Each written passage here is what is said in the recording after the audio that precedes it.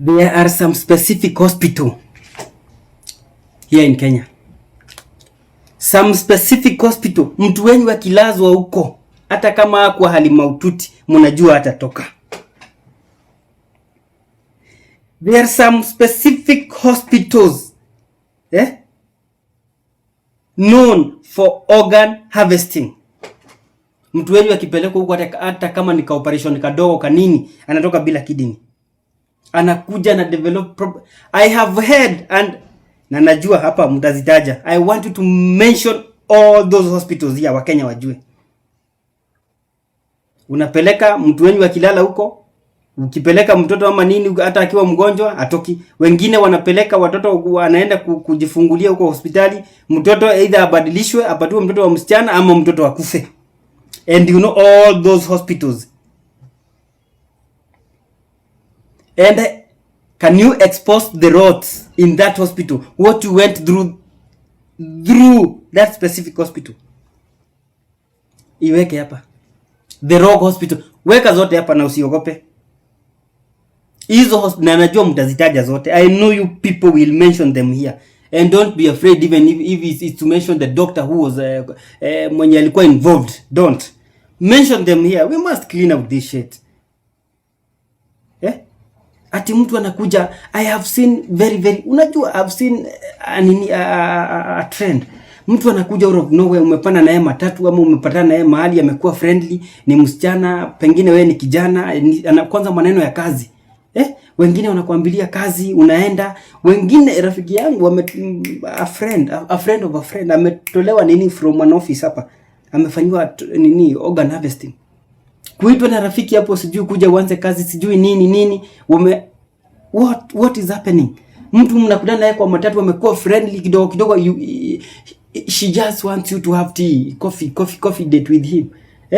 Na ni mama anakuambia sijui ya dugu hata vitu ja muomba anakuambia na anaharakisha. Mmekutana naye mmeongea naye unajua unakaa saa zingine umekaa kwa matatu hivi. Umetulia umekaa na mtu ataongea. Mtu anakupea story nafanyaga sijui nafanyaga kwa banka. I have seen a lot of shit. What is happening? What is your experience? Sema hapa Wakenya wajue.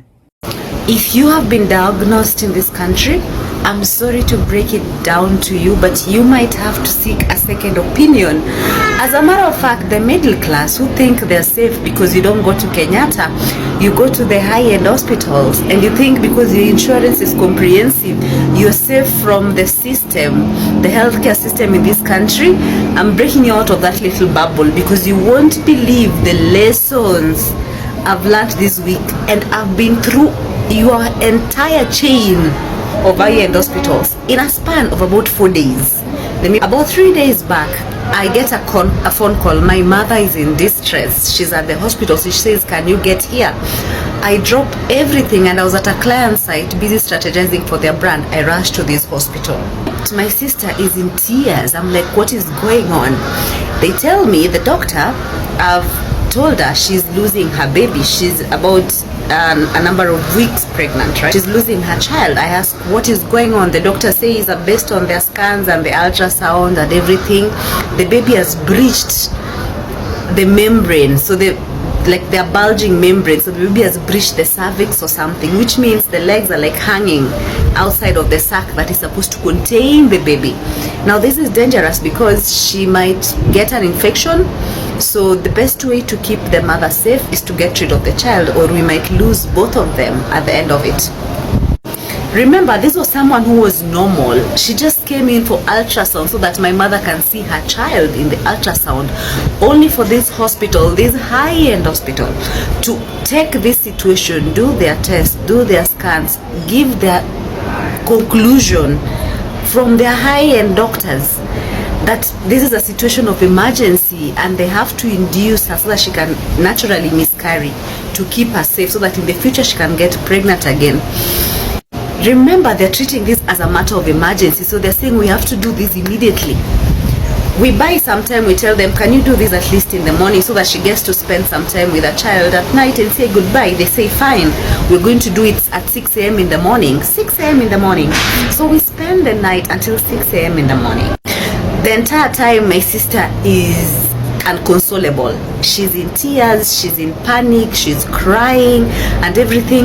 Now morning comes, our last born joins us in the hospital, and our last born is like God sent, because this boy says, wait, you guys are gonna take the opinion as the final answer? Are you serious?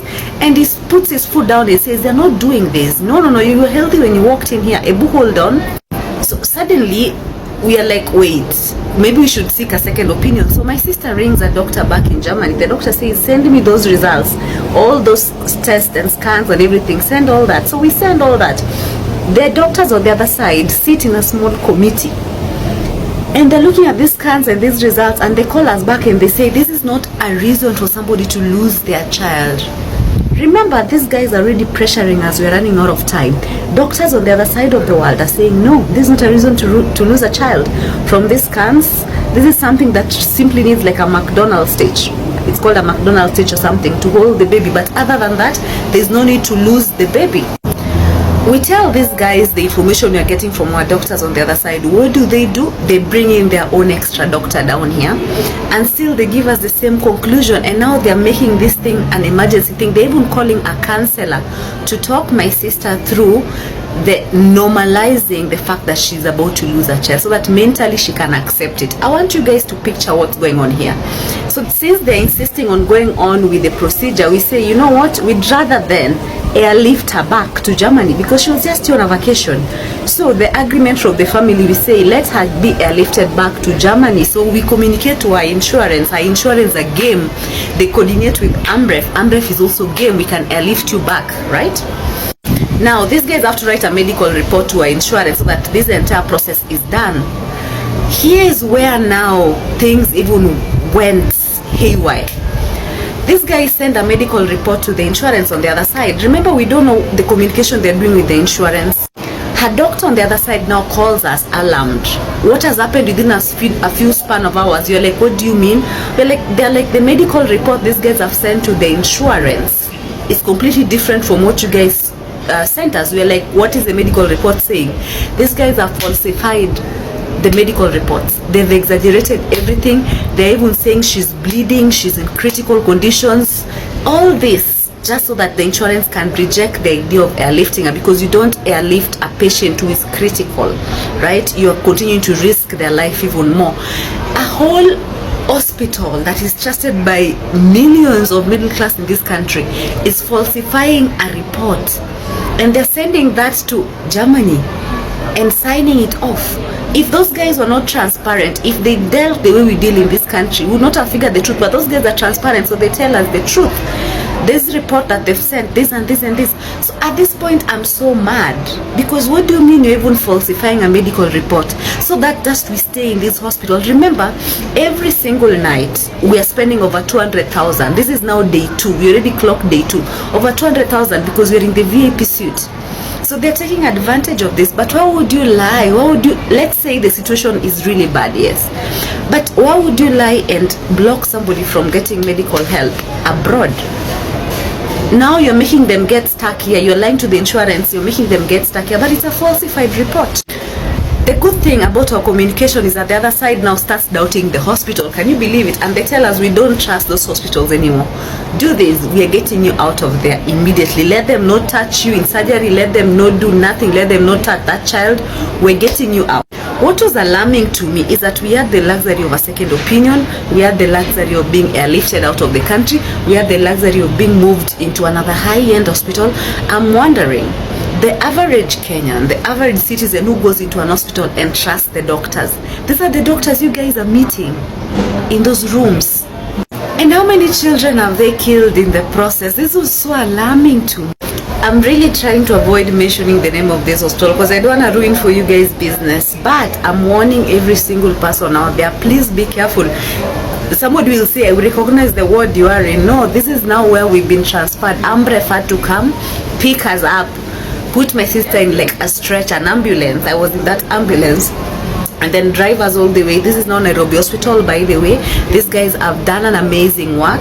It only took 30 to 1 hour to do the procedure that was needed to stitch and keep the child safe until she's due time.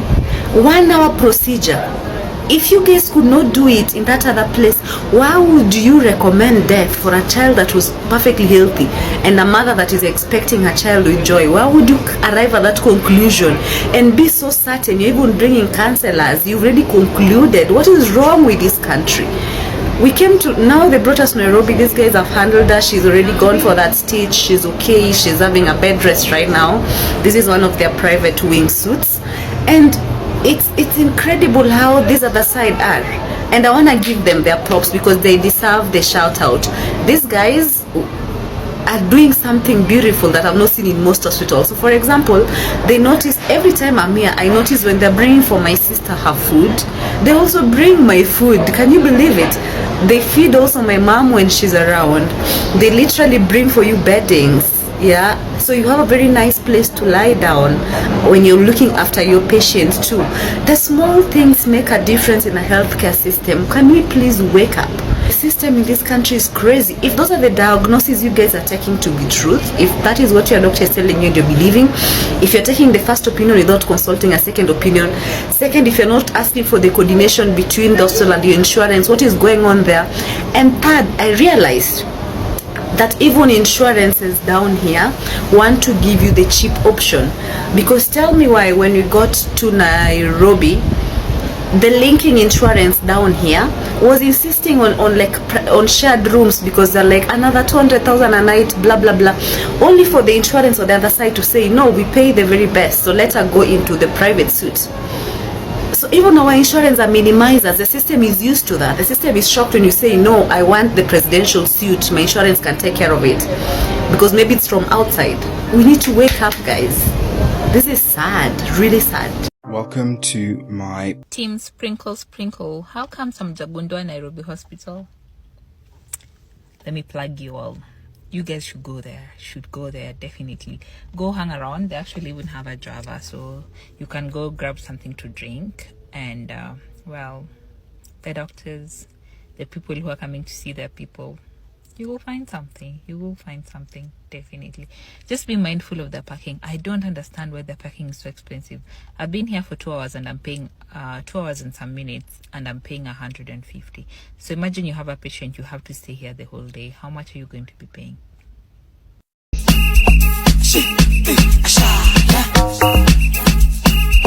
Shit.